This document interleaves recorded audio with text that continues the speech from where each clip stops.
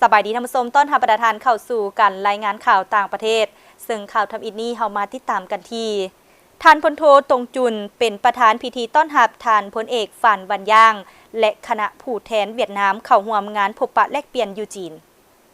วันที่ 19 มีนาท่านพลโทตงจุนรัฐมนตรีกระทรวงป้องกันประเทศจีนเป็นประธานพิธีต้อนรับท่านพลเอกฝานวันย่างกรรมการกรมการเมืองรองเลขาคณะพรรคการทหารสูตรกลางรัฐมนตรีกระทรวงป้องกันประเทศเวียดนามและคณะผู้แทนเวียดนามไปยังจีนเข้าร่วมบรรดากิจกรรมเคลื่อนไหวในขอบเขตงานพบปะแลกเปลี่ยนมิตรภาพป้องกันชาติเขตชายแดนเวียดนามจีนครั้งที่ 10พิธีต้อนรับได้จัดขึ้นอย่างสมเกียรติอยู่ด่านสากลดงซิงของสาธารณรัฐประชาชนจีน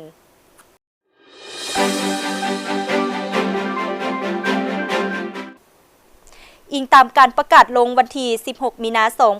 2026 ตามเวลากูบากระทรวงพลังงานและบ่อแห่ของกูบา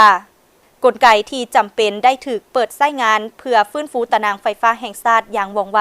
หลังจากเกิดไฟฟ้าดับทั่วประเทศที่เกิดขึ้นในเวลา 13:40 นาทีตามเวลาท้องถิ่น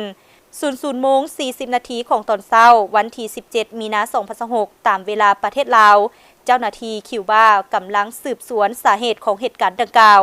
นี่แม้นครั้งที่ 2ในเดือนนี้ที่ตัดการเสื่อมต่อของตารางไฟฟ้าแห่งชาติของกูบาได้เฮ็ดให้เกิดไฟฟ้าดับทั่วประเทศก่อนหน้านี้ในวันที่ 4 มีนาการเฮ็ดเวียกผิดปกติของหม้อต้มน้ำร้อนอยู่โรงงานไฟฟ้าความร้อนอันโตนิโอกิวเตลัสในแขวงมาตันซาได้เฮ็ดให้เกิดไฟฟ้าดับทั่วประเทศอีกด้วยท่ามกลางวิกฤตการน้ำมันเสื้อไฟที่เกิดจากการห้ามขายน้ำมันของสหรัฐรัฐบาลกูบากำลังเล็งการหันเปลี่ยนโครงสร้างไฟฟ้าของตนโดยผ่านการติดตั้งโรงงานไฟฟ้าพลังงานแสงตะเวนถึงอย่างใดก็ตามมาฮอดปัจจุบันผลผลิตไฟฟ้าจากสถานที่เหล่านี้ตอบสนองได้เพียงแต่ประมาณ 40 ส่วนห้อยของการบริโภคไฟฟ้าในเวลากลางเว้นของกูบาและการผลิตไฟฟ้ายังคงขึ้นกับโรงงานไฟฟ้าความร้อนเป็นส่วนใหญ่ท่านผู้ชมที่ผ่านไปนั้นก็แม่นข่าวทั้งหมดที่ทางภาคข่าวต่างประเทศของพวกเรานำมาให้ประธานได้รับชมมหนีการรายงานข่าวต่างประเทศก็ได้หมดเวลาเพียงเท่านี้ขอบใจทุกท่านที่ให้เกียรติติดตามรับชมพบกันใหม่ในมื้อหน้าสำหรับมื้อนี้สบายดี